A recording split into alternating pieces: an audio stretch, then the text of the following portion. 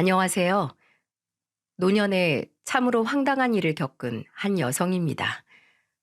살다 살다 별꼴을 다 본다는 말을 여지껏 살면서 그리 많이 해보진 않았지만 이번에 황당한 일을 된통 당하게 되면서 정말 이런 일 정도는 겪어야 진짜 별꼴이라는 말을 써야 하는구나 라는 걸 뼈저리게 느끼게 되었어요. 저는 남편을 좀 늦게 만나 결혼도 늦게 한 편입니다. 제 나이대를 고려하면 또래들보다는 조금 늦게 시집을 간 사람이라고 할 수 있어요. 하지만 이 결혼에 대해서 오히려 늦게 한 것이 나에게는 큰 행운이었다라고 생각할 수 있었던 건 바로 우리 남편 덕분이었습니다. 제 남편은 고위공무원으로서 나란 일을 하는 사람이었는데 정말 성실한 사람이었어요. 원래는 동네에서 잘 알고 지내던 동네 지인이었는데 어느 날부턴가 이 사람이 내가 좋다고 따라다니고 저도 같은 마을에 살면서 늘 성실하고 좋은 사람이다 라는 생각을 가지고 있었기에 그가 다가왔을 때 마음을 바로 줄 수 있었죠. 이 사람은 프로포즈도 정말 특이하게 했어요. 지금도 한 번씩 그때 이야기를 하면서 우리 자녀들과 깔깔거리며 웃는데요. 우리 남편은 프로포즈를 할 때 본인이 그동안 사회에 나가 일을 시작하면서 저축하며 돈을 모아두었던 통장을 싹 다 제게 가지고 오며 이렇게 이야기를 했어요. 내가 이 통장들 다 자기 줄게. 그리고 여기 안에 들어있는 돈도 다 자기 거야. 이거 적은 돈 아니야. 알지? 내가 정말 열심히 모은 돈인데 난 이 돈보다도 자기가 더 좋고 자기가 더 소중해. 앞으로도 내가 평생 먹고 살 일 걱정 안 하게 해줄게. 부자처럼은 못 살아도 당신 먹고 싶고 입고 싶은 건 내가 꼭 사주려고 노력할 거야. 그러니까 나랑 결혼해 줄래? 남편의 프로포즈를 받는데 저는 눈물이 어찌나 펑펑 쏟아졌는지 몰라요. 남편이 저에게 건네준 돈 때문이 아니라 그의 진심과 지금까지 이 돈을 얼마나 열심히 모았을까 싶은 그 노력이 보여서 눈물이 앞을 가리더라고요. 그래서 저도 바로 수락을 하고 저희는 결혼을 했습니다. 남편 덕분에 집은 단칸방이 아닌 둘이 살기에 좋은 집으로 구해 들어갈 수 있었어요. 가구나 다른 필요한 것들은 저희 집에서 하고 당시 시댁에서도 많이 도와주셨기에 저희의 신혼은 시작이 좋았습니다. 그 뒤로는 아이들도 잘 낳고 키웠어요. 아들과 딸을 낳은 뒤로도 우리 가족은 행복했죠. 남편 말대로 부유하진 않아도 성실한 남편 덕에 굶지 않고 먹고 싶은 거 먹고 입고 싶은 거 입으면서 그렇게 잘 지냈습니다. 그리고 저도 놀지만은 않았어요. 아이들을 낳고 크는 동안에도 친정엄마에게 배운 수선 솜씨로 수선집을 작게 내서 일을 했었죠. 처음에는 구멍가게만도 못하게 작은 수선집을 냈었다가 점점 안정을 찾으면서 규모도 어느 정도 내서 소소하게 잘 운영을 했고 지금도 하고 있어요. 그리고 현재는 3층짜리 건물도 가질 수 있게 되었네요. 이 건물 하나 사는데 20년은 좋게 걸린 것 같습니다. 남편은 쭉 회사원으로 일을 하다가 지금은 은퇴를 해서 잠깐 쉬다가 요즘 수선집을 찾는 사람들이 많이 있진 않아서 남편이 은퇴하면서 받은 퇴직금으로 세탁소를 내서 운영을 또 따로 하고 있는 중이죠. 여기까지 들으면 제 인생이 평탄했을 거라고만 생각되실 거예요. 하지만 지금의 이 생활을 하게 되기까지 중간에 참으로 힘든 일을 겪어야만 했는데요. 그건 다름 아닌 저의 하나뿐인 며느리 때문이었습니다. 저는 첫째 아들 낳아 정말 열심히 키웠습니다. 열심히 키웠다는 게 오냐 오냐 금이야 오기야 키웠다는 게 아니에요. 금이야 오기야 정말 사랑하고 아끼며 키우긴 했지만 첫째인데다 사내아이였기 때문에 더 남자답고 올곧게 크면 했어서 때로는 엄하게 때로는 부드럽게 그렇게 열심히 키웠습니다. 덕분에 우리 아이는 반듯하게 잘 자랐고 근면 성실한 남편의 성품을 닮아 저희가 바라던 대로 바른 아이로 멋진 아이로 잘 자라주었죠. 그런 아이가 결혼을 하겠다며 여자친구를 데리고 왔더군요. 눈도 크고 똘망똘망한 게 어찌나 예쁘던지. 예쁘장한 얼굴을 하고 있었는데 처음 만날 때부터 또 어찌나 수줍어하던지. 저랑 남편은 왜 우리 아이가 이 애를 좋아하는지 단번에 알 수 있었습니다. 어서 와요. 우리 애가 결혼하고 싶은 사람이라고 해서 궁금했는데 너무 예쁘게 생겼네. 예쁘게 봐주셔서 감사합니다. 태우 씨가 세상에서 제일 존경하는 분들이 부모님이라고 해서 항상 궁금했는데 이제야 찾아뵈서 정말 죄송해요. 아이고, 우리 아들이 그랬어? 아이고, 이거 기분 좋네. 이제라도 얼굴 봤으니 됐지 뭐. 우리는 첫 만남에서 화기애애한 인사를 하고 며느리도 저희 부부도 서로 금방 친해질 수 있었습니다. 그리고 그날 첫 만남이었지만 참으로 안타까운 이야기를 하나 전해들어야 했었어요. 어떻게 그쪽 집안에서도 둘이서 만나는 건 알고 계셨나? 인사는 드렸고, 아, 그게 제가 며느리가 될 아이의 부모가 궁금해서 은근슬쩍 물어보니 그동안 이야기를 잘 하던 아이가 우물쭈물거리는 게 느껴졌습니다. 저는 제가 혹시 말실수를 한 건가 싶어서 상황을 파악하고 있는데 우리 아들이 먼저 나서서 이야기를 하더라고요.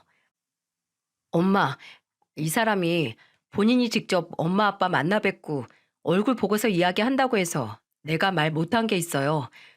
이 사람한테 천천히 들어보세요. 아들이 뭔가 비장한 듯 이야기를 하는 걸 보며 저는 무슨 일인가 싶었습니다. 그건 남편도 마찬가지였죠. 그리고 거기에서 저희는 안타까운 이야기를 들어야 했어요. 실은 제가 고아의 어머님, 부모님 두 분 다 일찍 돌아가셨는데 친척들도 절 돌봐줄 사람이 없어서 고아원에 맡겨졌었어요. 처음에 이 사람 만날 때도 제가 고아라고 다 밝혔는데 그래도 괜찮다면서 저랑 만나겠다고 하더라고요. 그래서 저 진짜 그동안 이 사람 만나면서 너무너무 고맙고 좋았어요. 근데 만약에 제가 고아인 게 마음에 걸리고 싫으시면 제가 헤어지겠습니다. 이것만큼은 두 분 얼굴 보고 제가 직접 말씀드려야 할 것 같아서 미리 말하지 말라고 했어요. 일부러 속인 건 아니니까 너그럽게 생각해 주세요. 이 말을 살짝 부들부들 떨면서 이야기를 하는데 저랑 남편은 둘 다 마음이 너무 아팠어요. 근데 그 모습을 보니 마치 우리 막내딸을 보는 것 같았습니다. 사실 저는 아들 하나에 딸을 둘을 낳았어요. 하지만 우리 막내딸이 20살이 되던 해 갑작스럽게 교통사고를 당하면서 죽게 되었는데 꼭 그 딸이 살아 돌아온 듯 하더라고요. 그래서 며느리의 이야기를 듣는 순간 내가 딸처럼 키워야겠다는 생각이 들었습니다. 그런 일이 있었구나. 아이고, 그동안 많이 힘들었겠네. 아가, 그건 걱정하지 말아라. 네가 고아든 부모님이 다 계시든 그건 우리에게 하등 상관없는 문제야. 그저 너는 이 집에 들어오는 이상 이제 우리 자식이 되는 거니까 내가 이제 앞으론 네 엄마로 살아줄게. 널 딸처럼 내가 거둘 테니 우리 앞으로 잘 지내보자. 저의 한마디에 며느리는 눈물이 나는지 바로 펑펑 울기 시작했어요. 정말 감사합니다. 저도 두 분 정말 제 부모님으로 생각하고 평생 진짜 효도하면서 모실게요. 감사합니다. 며느리의 말에 저도 눈물을 훔치고 눈물 없는 우리 첫째 아들도 살짝 흐르는 눈물을 감추며 그렇게 우리는 가족이 되었습니다. 저와 며느리는 사이가 어찌나 좋은지 주변에서도 다 부러워할 정도였습니다. 친구들 사이에서는 고부 사이가 아니라 모녀 사이 같다는 이야기까지 나올 정도였으니 얼마나 좋았겠어요. 저는 정말 우리 며느리를 딸아이 대하듯 대했습니다. 하루는 우리 아들하고 며느리가 결혼한 지 얼마 안 되었을 때였어요. 며느리가 몸살이 심하게 앓게 되면서 아예 며칠을 드러누웠을 때가 있었습니다. 그때 어찌나 몸살이 세게 왔는지 애가 숨도 고르게 못 쉬고 밥도 제대로 못 먹더라고요. 아들 녀석은 이를 뺄 수가 없어서 걱정만 하고 있었는데 그때 제가 나섰죠. 아들, 걱정하지 말고 너는 일할 거 해라. 이 엄마가 간호할게. 저는 제가 다 알아서 하겠다고 아들에게 말하고는 바로 제가 운영하는 수선집에 급한 것만 처리해 놓고 문을 닫은 후 며느리 집으로 향했어요. 정신도 못 차린 며느리가 안쓰러워서 물수건을 몇 번을 왔다 갔다 하며 머리에 대주고 열도 빨리 내리라고 몸도 구석구석 닦아주었습니다. 그리고 시간 되면 죽 만들어서 죽 먹이고 미리 다녀온 병원 약까지 다 챙겨 먹이면서 지극정성으로 간호를 했어요. 그랬더니 거의 하루 만에 며느리가 정신을 차리더라고요. 근데 여기에서 제가 생각지도 못한 반응을 며느리가 보였어요. 며느리는 눈을 뜨자마자 절 봤는데 제가 지금까지 간호를 했는지조차 비몽사몽할 정도로 아팠기에 저를 보면서 놀라더군요. 그러면서 보이는 반응이 이러했습니다. 어머님, 여긴 어쩐 일이세요? 지금까지 절 간호해 주신 거예요? 어머님, 정말 감사합니다. 저 누군가 이렇게까지 절 간호해 주고 옆에서 지켜준 거 처음이에요. 어머님도 바쁘고 힘드실 텐데 죽까지 끓여주시고 안 그러셔도 되는데 왜 그러셨어요? 안 그래도 되긴. 네 남편도 나한테 전화해선 어찌나 널 걱정하던지. 넌 아픈데 자기는 일을 뺄 수가 없어서 큰일이라면서 그렇게 걱정을 하더라고. 그래서 내가 나섰지 뭐. 그리고 내가 말했지. 앞으로 넌 내 딸이라고. 딸 자식이 아픈데 가만히 있을 엄마가 세상 천지에 어디에 있니? 그러니 난 당연히 내 할 일을 한 거야. 하루도 아프면 입원이라도 시켜야 하는 거 아닌가 했는데 그래도 정신 차려서 다행이다. 정말 다행이야. 저는 제 앞에서 감격스러워하며 울고 있는 며느리를 안아주고는 토닥이며 말했습니다. 그랬더니 거기에 더 서러움이 복받쳤는지 엉엉 울어대더군요. 그 모습을 보니 얼마나 짠하던지 저는 그날 이후부터 며느리에게 더 잘했어요. 그리고 며느리도 저에게 잘했습니다.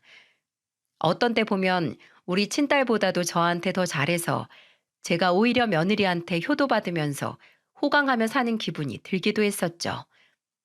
한 번은 우리 며느리한테 제가 크게 감동을 받은 적도 있었는데요. 며느리와 제가 쇼핑을 하러 나간 적이 있었는데 글쎄 제가 옷을 하나 사러 갔는데 그 옷 매장 주인이 제가 더러운 손으로 옷을 만지작거렸다며 막 무안을 주더라고요. 아줌마, 이 옷을 그렇게 막 손으로 만져대면 어떡해요? 이거 다 파는 옷인데 못 팔게 되면 아줌마가 책임지실 거예요? 예? 뭐라고요? 아니 젊은 양반, 무슨 말을 그렇게 해요? 내가 옷을 뭐 얼마나 만졌다고? 그럼 옷을 사려면 당연히 옷을 봐야지. 그럼 만지지도 않고 본대요? 아우, 진짜 이래서 내가 아줌마들은 매장에 들어오는 거 싫어하는 건데. 아줌마 됐고요. 저 아줌마한테는 옷 못 파니까 나가세요. 급기야 여기 이사장은 저한테 매장에서 나가라며 아예 더 심하게 면박을 주는 거 있죠. 딱 보니 이 여자는 저처럼 나이 있는 사람들한테는 함부로 하는 사장인 듯 싶었어요. 며느리가 이제는 저도 좀 젊은 사람들 옷 입으면서 한 세대 젊게 살아보라며 데리고 간 곳이었는데 나이 들었단 이유로 저는 이런 대우를 받게 되는 게 너무나 황당하고 기분이 나빴습니다. 그래서 제가 뭐라고 한마디 더 하려는데 그때 자기 옷도 좀 보겠다며 옷을 입어보던 제 며느리가 피팅룸에서 나와 바로 조치를 취하더라고요. 이봐요, 사장 아줌마. 지금 우리 어머니께 뭐라고 했어요? 내가 저 안에서 다 들었는데 지금 우리 어머니 나이 좀 있으시다고 무시하시는 거예요? 뭐예요? 당신 장사 여지껏 이딴 식으로 했어? 아니 무슨 놈의 장사꾼이 기본 개념도 성품도 안 되면서 장사를 하겠다고 설치긴. 아우, 옷 질도 더럽게 안 좋은 거 그래도 싼 맛에 한번 입어보겠다고 입었는데 역시나 구려서 못 입겠네. 이봐요, 장사 그따위로 하지 마. 옷 질도 안 좋으면서 이거 왜 파니? 한 번 입고 다 구멍나고 해지게 생겼구만. 나도 우리 어머니한테 이딴 싸구려 옷은 사주기 싫으니까 우리가 알아서 나간다. 더러워서 진짜. 여기 곧 망하게 생겼네. 사장 인성이 쓰레기라. 흥! 어머니, 당장 나가요.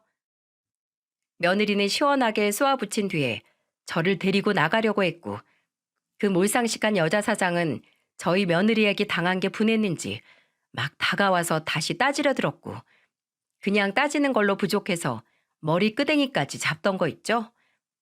근데 우리 며느리가 꽤나 성격이 있는 애였는지 거기에 지지 않고 같이 머리 끄댕이를 잡았죠.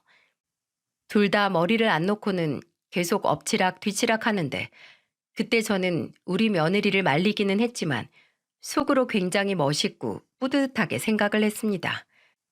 왜냐하면 그 싸우면서 하는 소리가 너무너무 제 속을 시원하게 해주었거든요. 야, 너 나이 많다고 계속 이런 식으로 손님들 무시하면서 살았지? 네가 감히 우리 어머니 무시해? 어디 장사 다 망해봐라. 내가 다른 건 다 참아도 우리 어머니 욕 보이는 건 절대 못 참는 사람이라고. 오늘 어디 너 죽고 나 살아보자. 그 실랑이를 벌이는 상황에서도 며느리는 저의 편을 들어주었고 저는 그걸 보면서 내가 며느리는 진짜 끝내주게 잘 뒀구나 라는 생각을 했었어요. 결국 이 둘은 싸움이 안 끝나는 바람에 경찰까지 출동을 해야 했고 경찰이 와서 겨우 진정된 이들은 서까지 가야 했죠. 그래도 둘이 합의로 잘 끝나서 돌아오긴 했지만 저는 돌아오는 길에 우리 며느리가 고맙기도 하고 안쓰럽기도 해서 물었어요. 아가, 왜 아까 그렇게까지 했어? 아, 그냥 나가면 되는데 뭐하러 이렇게 힘들게 싸우기까지 해. 몸 상해가면서. 어머님, 아니에요. 감히 우리 어머니한테 함부로 한 사람인데 제가 어떻게 가만히 있어요? 절대로 그러면 안 되지. 어머님이 너무 착하시니까 그 사람이 얕보고 그러는 거예요. 이런 부당한 일 당하면 절대로 참지 마세요. 아시겠죠? 그리고 또 이런 일 생기면 바로 저한테 말씀하시고요. 그럼 제가 다 해결해 드릴게요. 아셨죠? 그래, 그래. 우리 아들보다도 훨씬 든든하네. 내가 진짜 우리 며느리 하나는 끝내주게 잘 뒀다니까. 저는 이런 며느리를 둔 것이 정말 행운이라는 생각이 들었습니다. 그리고 며느리가 저한테 잘한 건 이것뿐만이 아니었어요. 저는 사실 몇 년 전에 큰 병을 하나 얻었습니다. 생각지도 못했는데 다 늙어서 유방암이 생겨 수술이 불가피한 상황을 맞이하게 되었어요. 그때까지만 해도 저는 제 인생이 다 끝난 것만 같아 너무너무 힘들었습니다. 만약에 우리 가족이 아니었다면 저는 이미 이 세상을 떠나고 없는 사람이 되었을지도 몰라요. 제가 처음 유방암이라는 걸 알게 되고 가족들에게 알렸을 때 가족들은 너나 할 것 없이 충격을 받았어요. 그리고 다들 그래도 괜찮다며 저를 다독여 주었는데 그때 제일 많이 저에게 힘을 주었던 게 바로 며느리였습니다. 어머님, 너무 걱정하지 마세요. 그거 수술하면 100% 완치할 수 있는 거라면서요. 겁먹지 마시고 마음 강하게 먹으시고 어머니는 치료랑 회복에만 집중하세요. 아셨죠? 제가 옆에서 다 도와드릴게요. 며느리는 이 말이 빈말이 아니었는지 이때부터 정말로 저한테 헌신적으로 잘했습니다. 저는 아픈 와중에도 치료를 받으면서 수선집을 쉴 수가 없었는데 이때 며느리가 저한테 와서 수선까지 하나하나 배워가면서 일을 다 돕더라고요. 그것뿐만이 아니라 제가 병원에 가 있을 때는 밤이나 낮이나 할 것 없이 늘 제 옆을 지켜주었고 수술할 때도 처음부터 끝까지 함께 해주던 게 바로 우리 며느리였어요. 거기에서 끝이 아니라 회복을 하는 기간에도 며느리는 저를 씻기고 재우고 먹이고 마치 제 손주들에게 하듯 며느리가 저를 대하더라고요. 그걸 보면서 아무리 내가 딸처럼 대하고 같이 지냈어도 진짜 핏줄도 아닌데 이렇게까지 할 수 있을까라는 생각이 들었죠. 제가 좀 나이가 있어서 그런지 수술 후에 한동안 몸이 회복이 잘 안 되는 데다 체력까지 떨어지다 보니 속이 많이 울렁거리고 안 좋았어요. 그래서 그 당시 속에 있는 걸 많이 개워내고 그랬는데 그걸 며느리가 하나하나 다 받아내면서 손수 닦아줄 때가 많이 있었죠.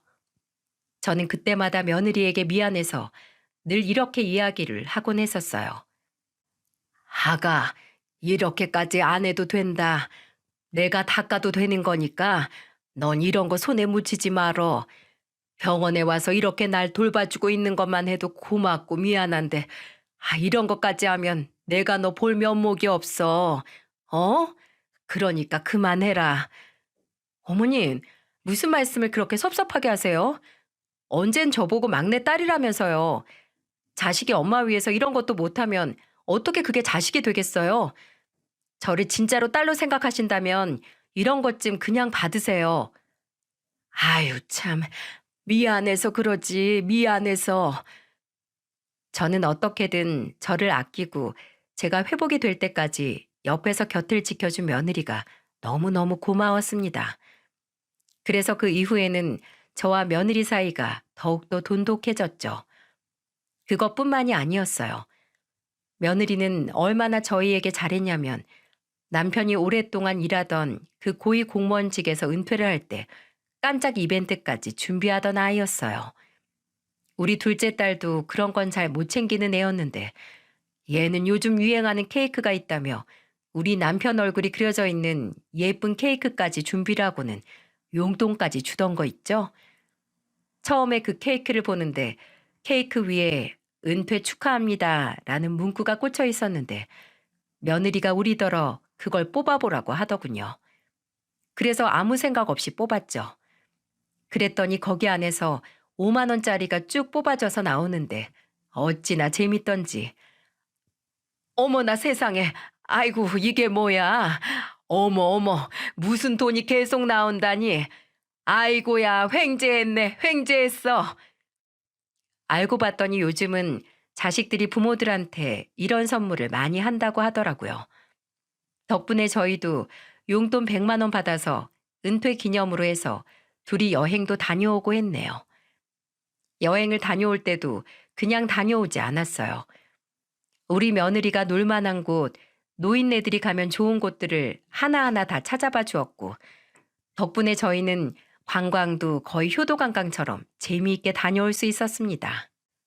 저는 그 뒤부터 우리 딸들보다도 며느리랑 더 자주 만나고 자주 놀러 다니고 했었어요. 이 아이는 내가 어디가 좋은지 그렇게 주말마다 놀러 가자고 하고 맛있는 것도 자주 먹으러 가자고 하고 했었죠. 근데 한 가지 좀 의아한 게 얘가 절 만날 때마다 어느 순간 지갑을 가지고 오질 않더라고요. 어느 순간부터 보면 제가 그 여행 비용을 대고 있었고 밥을 먹으러 가도 밥값도 다 제가 내곤 했었어요. 며느리가 결제하는 거라곤 커피나 자질구레한 것들 뿐이었습니다. 하지만 이걸 제가 쪼잔하게 뭐라고 할 수도 없는 노릇이고 또 내가 부모인데 내가 내면 어떤가 싶어서 계속 당연하게 내왔었어요. 근데 이 생활이 쭉 지속이 되다 보니까 이 며느리가 이제 나의 지갑을 열 생각을 안 하더군요. 저는 우리 애들한테도 늘 어디 가서 호구가 되는 것도 안 되지만 남의 돈을 당연하게 생각하고 얻어먹는 거, 얻어 쓰는 거 당연하게 생각하지도 말라고 늘 가르쳤어요. 차라리 얻어 쓸 일을 만들지 말고 베푸는 쪽으로 하라고 했었죠. 근데 며느리는 완전히 저한테 딱 붙어서 제 돈만 먹으면서 지내는 찰거머리처럼 그렇게 행동을 하더라고요. 그래서 나중에는 얘가 지금 나한테 놀러 가자고 하는 게 진짜로 나랑 가고 싶어서 그러는 건지 아니면 또 내 돈 쓰고 본인은 공짜로 즐기려고 하는 건지 의심이 가기 시작했어요. 이대로 가다간 완전히 이게 습관처럼 배이고 부모 돈을 당연스레 여기겠구나 싶어서 한번 끊어줄 작정을 하게 되었습니다. 그래서 어느 날 한 번은 또 저한테 놀러 가자고 하기에 제가 알겠다고 하고는 제대로 자식 교육에 들어갔습니다. 며느리는 이번에도 또 밥을 먹고 제가 결제하기를 그냥 기다리고 있길래 제가 그 자리에서 말했어요. 아가, 오늘은 네가 좀 계산 좀 해라. 내가 지갑을 놓고 왔지 뭐니. 그동안 내가 많이 사줬으니까 오늘은 네가 좀 사봐. 제가 이렇게 이야기를 하니 며느리가 순간 당황스러워하는 듯 했어요. 하지만 금방 당황스러워하는 표정을 지우고 본인이 계산을 하더라고요. 근데 그 표정에서 이게 아닌데 라는 생각이 읽혀서 속으로 얼마나 우스웠는지 모릅니다. 그리고 저는 거기에서 그치지 않았어요. 거기에는 유람선을 탈 수 있는 게 있었는데 며느리가 그걸 타러 가자고 한 거였기에 저는 이번에도 며느리에게 먼저 선수를 쳐서 말했죠. 아가, 나 지갑 없으니까 이것도 네가 좀 계산해라. 그동안 내가 이런 즐길거리들도 다 결제해 줬잖니. 그러니까 오늘은 네가 아예 좀 풀코스로 쏴라. 제가 이 말 한마디 하니까 며느리가 이번에도 얼굴이 빨개지면서 낭패라는 표정을 짓더라고요. 아니, 이깟 거 계산하는 게 얼마나 힘들다고 제 앞에서 그런 표정을 짓는 게 저는 못내 서운하고 화가 났지만 자식 교육 시킨다는 심정으로 참고 넘어갔습니다. 근데 제 성격 중에 한 번 시작을 하면 끝장을 보는 성격이 있어서 그날 며느리에게 제대로 참교육을 시켜주기 위해 또 이야기를 했어요. 예, 여기에서 그냥 집에 들어가려니 좀 아쉽지 않니? 우리 저녁도 먹고 가자. 내가 저번부터 소고기가 너무너무 먹고 싶었는데 마침 여기 근처에 네 시아버지랑 자주 가던 데가 있어. 거기 가서 우리 저녁 먹고 가자. 물론 이것도 네가 계산해 줘야 한다. 나 돈 없어. 제가 이렇게 말을 하니 이번에는 며느리가 안 되겠는지 저한테 바로 대답을 하더라고요. 어머니 어쩌죠?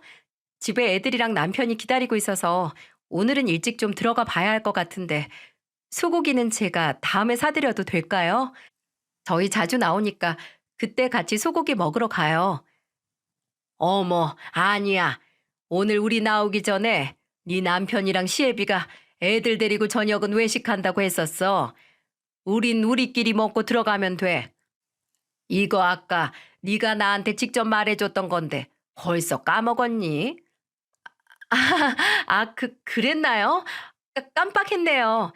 어머님, 그럼 저희 소고기 말고 그냥 일반 삼겹살은 어때요? 어머, 난 싫어, 얘. 나 소고기 먹고 싶다. 왜? 비싸서 그래, 소고기가? 안 그래도 우리 오늘 나오기 전에 네 남편이 너한테 나랑 밥 사 먹으라고 용돈 줬다면서 그걸로 사 먹으면 되지. 뭐가 걱정이니? 얼른 가자. 배고프다. 결국 며느리는 거기까지 따라가서는 돈을 왕창 써버렸어요. 저는 어찌나 그 모습이 웃기고 재미있던지 남의 돈 쓰는 걸 좀 귀하다고 여겨졌나 싶어 몇 번을 이런 식으로 참교육을 시켰습니다. 한 번은 쇼핑하러 가자고 제가 끌고 나가서 옷도 다 며느리 돈으로 사고 어디를 놀러 가든 한동안 쭉 며느리 돈으로만 써왔었어요.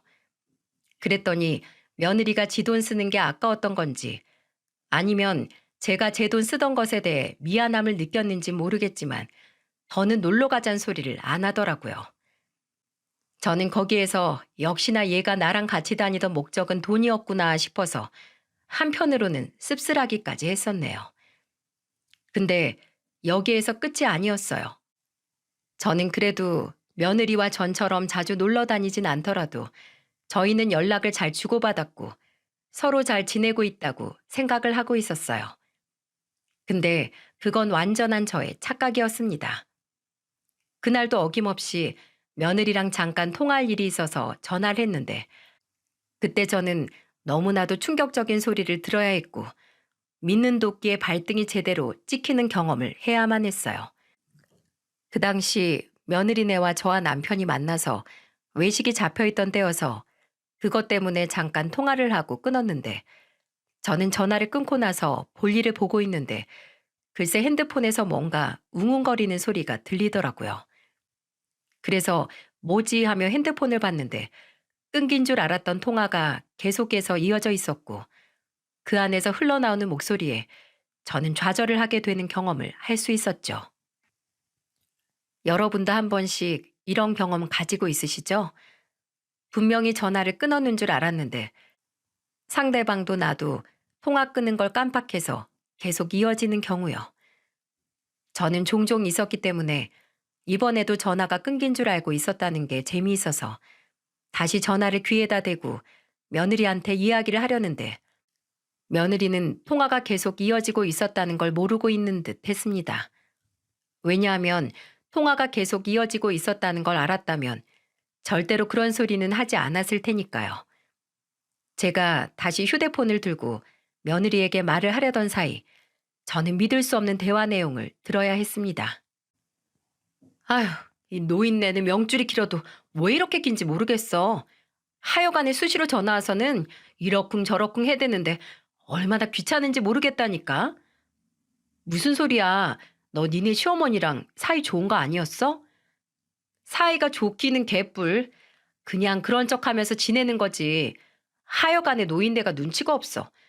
아니, 이 노인네가 겉으로는 그렇게 안 보이는데 꽤나 알부자야. 수선집 해가지고 건물 3층짜리 하나 가지고 있다는 거 내가 전에 얘기했지? 아니, 이 둘 다 나이도 있는데 어느 정도 나이 차서 여기 떠버리면 그거 우리 남편이 물려받아야 하잖아. 그래서 내가 그것 때문에 아주 비위 맞추느라 똥줄 탄다니까. 얼마 전에는 노인네 글쎄 유방암에 걸렸는데 내가 진짜 오바이트 하는 거 다 닦아내는 것까지 하느라 미치는 줄 알았다니까. 원래 그렇게까진 할 생각 없었는데 노인네들 마음 사로잡는 건 또 그런 거 아니겠어? 그래서 내가 없는 효심 내보이느라고 진짜 별짓을 다 했다 내가. 아유 진절머리나. 그 오바이트 한 거 치우면서 내가 오히려 다 개워낼 뻔했다니까. 너도 진짜 대단하다. 아니 그걸 그렇게 신용했다고? 그것도 진짜 대단해. 근데 그래도 니네 시어머니가 널 딸처럼 생각해 주면서 잘해 주신다며. 너 어디 가서 그런 시어머니 못 만나. 전에는 그래도 시어머니 모시고 열심히 놀러도 다니고 하기에 잘 지내는 줄 알았는데 아니었나 보네. 잘 다니긴. 그 놓친애 돈이 많으니까 내가 그거라도 좀 써보려고 데리고 다녀주는 척 했더니만 그것도 어느 순간 아까웠는지 나보고 돈을 다 내라고 하더라니까. 내가 진짜로 지 딸이었다고 생각해봐. 어디 그런 식으로 하나. 하여간에 그것도 되게 치사스럽고 나도 내 돈 써가면서 그렇게 놀러 다닐 건 아니라서 요즘은 그냥 놀러 가자는 소리 아예 안 하잖아. 하여간에 요즘은 암 걸리면 그 후유증으로 많이 죽기도 한다는데 이 노인네는 그딴 것도 하나도 없어. 너무 건강해. 아우 지겨워. 야, 너 너무했다. 그래도 네가 그렇게 살갑게 대하는 거 보면서 널 많이 믿고 의지하고 계시는 것 같은데. 아우 야 아서라 아서. 내가 너무하게 뭐가 너무해. 그냥 이게 내 생존 방식인 거지. 너무할 거 아무것도 없어 야. 그냥 이대로만 쭉 가다가 그 건물이나 좀 우리 남편 몫으로 줬으면 좋겠어. 아님 요즘은 지 아들보다도 나를 더 좋아하니까 내 명의로 주면 더 좋고. 저는 여기까지 대화를 듣는데 정말 잘못 들은 것인 줄만 알았습니다. 도저히 믿기지 않는 며느리의 이야기를 들으면서 저는 너무너무 놀라서 뒤집어질 뻔했어요. 며느리는 저와 통화를 할 때는 분명 집에 있으면서 첫째 손주를 어린이집으로 데리고 간다고 했었는데 막상 대화 내용을 들으니 친구와 낮부터 술을 마시고 있는 듯 했습니다. 그리고 거기에서 제 욕을 거나하게 하고 있었죠. 그동안 내가 알고 있던 며느리가 아니었기에 저는 이걸 어떻게 받아들이고 어떻게 해야 할까 한참 고민을 하다가 아들에게로 전화를 했어요. 저는 이 대화를 듣다가 중간에 증거로 남겨야겠다 싶어서 얼른 녹음을 했었기에 그 녹음한 내용을 아들 녀석에게 보내주면서 들어보라고 하고는 모든 상황들을 다 설명해 주었어요. 역시나 아들도 깜짝 놀라며 이게 본인의 아내가 맞냐고 저에게 묻더라고요. 엄마, 이게 진짜 우리 애들 엄마가 한 얘기라고요? 정말이에요? 그래, 너도 믿기지가 않지? 나도 믿기지가 않았다. 내 두 귀를 의심할 정도였어. 근데 누가 들어도 네 마누라, 내 며느리 목소리가 아니냐. 나 참 기가 막혀서 정말. 어쩜 이렇게 애가 뒤에 가서 이런 사악한 말을 할 수 있는 건지 정말 도저히 모르겠다. 도저히 모르겠어. 저는 너무 당황스러워서 눈물도 안 나는 상황이었고 믿었던 사람에게 당하는 배신은 60년 인생을 살면서 이번이 처음이었기에 정말로 큰 충격을 받아야만 했습니다. 그래서 아들과 저희 남편까지 함께 이야기를 하면서 얘를 어떻게 하면 좋을까 가족 회의까지 했었어요. 당시 우리 딸은 일이 많이 바쁜 상황이어서 얘기는 못했지만 나중에 이 모든 사실을 알고 나서 엄청나게 분노를 했었죠. 그만큼 우리 가족에게는 큰 사건이었습니다. 먼저는 온 가족이 다 모이기로 했었어요. 아들네 부부와 우리가 제 생일이라고 모여서 식사를 하기로 했었기에 한 식당으로 모이기로 했었는데 그것도 다 취소를 하고 그냥 저희 집으로 오라고 했었어요. 그리고 며느리가 집으로 왔을 때 저희는 밥을 먹기도 전에 며느리에게 참교육을 시작하게 되었죠. 시작은 저희 아들이 끊었습니다. 아들 녀석은 이 모든 내용을 듣고 알고 나서는 엄청나게 화가 난 상황이었기에 그 뒤로는 며느리와 냉전을 유지하고 있는 상황인 듯 했어요. 이것 때문에 중간에 며느리가 저한테 전화를 하기도 했었죠. 어머님, 남편이 좀 이상해요. 어제부터 퇴근하고 집에 들어오더니 아무 말도 안 하고 저한테 화난 사람처럼 구는데 당최 이유를 모르겠어요. 원래 변덕 있는 사람도 아닌데 화난 이유를 물어도 말도 안 해주고 진짜 왜 저러나 모르겠어요. 며느리와 저는 워낙에 사이가 좋았었기 때문에 이렇게 한 번씩 저한테 제 아들 욕을 해도 제가 다 받아주고 했습니다. 그냥 부부들끼리 의례적으로 하는 싸움이나 불평 불만들이었기에 저도 늘 받아줄 수 있었는데 이번만큼은 저도 받아줄 수가 없었죠. 그래서 말했어요. 그거야 너한테 문제가 있을 수도 있는데 널 먼저 되돌아봐야 하지 않겠니? 왜 내 아들이 화난 걸 내 아들 탓으로만 생각하고 왜 저러는지 모르겠다고 해? 그게 시애미 앞에서 할 소리냐? 지금까지 내가 너무 오냐오냐 널 대했지? 이렇게 내 앞에서 내 아들 욕을 아무렇지도 않게 하고 말이야. 며느리에게 처음 보이는 저의 말투에 며느리는 많이 당황을 했는지 그 순간 바로 저한테 다시 말을 하더라고요. 아, 네, 어머니, 죄송해요. 제가 생각이 짧았어요. 죄송합니다. 됐다. 나도 너한테 이런 전화 받으니 기분 나빠서 더 통화 못하겠다. 끊으마. 이렇게 전화를 끊어버리고 나서 처음 만나는 자리였습니다. 며느리는 남편과 제 눈치를 보면서 한껏 쫄아 있었죠. 그렇게 쫄아 있는 며느리를 거실에 앉혀놓고 저희는 비장하게 이야기를 했습니다. 자, 당신이 좀 들어야 할 게 있어. 요즘 나보고 왜 이렇게 차갑냐고 물었지? 당신도 이걸 들으면 이유를 알 수 있을 거야. 제대로 듣고 무슨 상황인지 똑바로 설명하는 게 좋을 거야. 며느리는 아들의 말에 어리둥절한 표정을 지었지만 동시에 상당히 긴장이 되는 듯 했습니다.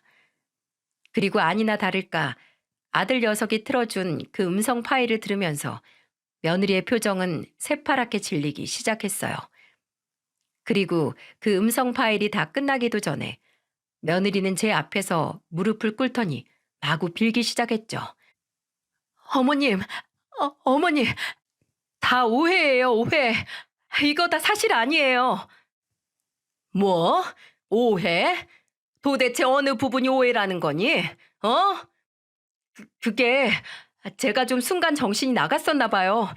절대로 제가 그렇게 생각하는 사람이 아닌데 제가 잠시 돌았었어요. 네, 맞아요. 제가 미쳤었어요, 잠시. 며느리의 기가 차는 변명을 들으니 저는 더 들을 가치가 없다는 생각이 들었습니다. 그래서 저와 아들 녀석이 생각해낸 이 상황에 대한 조치 방법을 제안해 나갔어요. 그래, 네가 미쳐도 단단히 미쳤었나 보구나.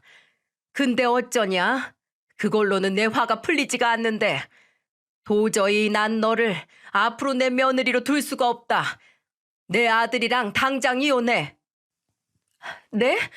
안 돼요, 어머님. 절대로 안 돼요. 저 이혼 못해요. 저 여기서 버림받으면 어디로 가라고요? 네? 제발요. 제발 용서해 주세요. 며느리는 제가 이혼하라는 소리에 급기야는 제 바짓가랑이까지 잡으며 애원하기 시작했어요. 하지만 거기에서 저는 마음이 약해지지 않았습니다. 이번 기회에 제대로 이 일을 해결해야 한다고 생각했기에 독하게 나갔죠. 네가 한 짓이 얼마나 인간 말종이나 하는 짓이었는지 이제 알겠니? 어? 천하의 고아인 너를 내가 정말 내 딸로 생각을 하고 걷어서 키우다시피 했다는 걸 네가 잘 알았으면 나한테 이렇게 해서는 안 됐다. 그동안 내가 널 얼마나 아꼈는데, 너를 얼마나 많이 의지하고 마음에 품고 있었는데, 이 고얀 것. 어머님, 죄송해요. 정말 정말 죄송해요. 저 다시는 안 그럴게요. 저 정말 많이 후회하고 있어요. 제가 어리석었다고요. 저 어머니가 하라는 거 뭐든지 다 할게요. 그러니까 제발 이혼하라고만 하지 말아주세요. 여보, 나 당신이랑 절대 이혼 못해. 어? 제발 나 용서해줘. 무슨 말이라도 좀 해보란 말이야. 나는 무조건 엄마 말에 따를 거야. 엄마가 이혼하라면 이혼할 거야. 나도 당신 이해하기 힘들고 용서하기가 힘들다. 그러니까 무조건 엄마가 하라는 대로 할 거야. 어디 나랑 계속 살고 싶으면 우리 엄마가 하라는 거 그대로 다 해. 그럼 생각해 볼 테니까. 알았어. 알았어, 여보.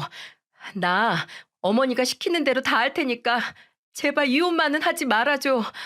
제발 나 용서해줘.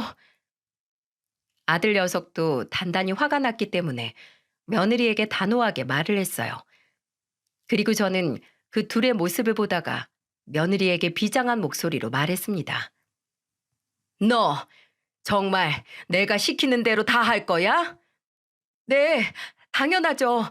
뭐든지 다 할게요. 정말 다 할게요, 어머니. 그래? 그럼 좋다. 그럼 너 내 마음이 풀릴 때까지 내 눈에 보이지 마라.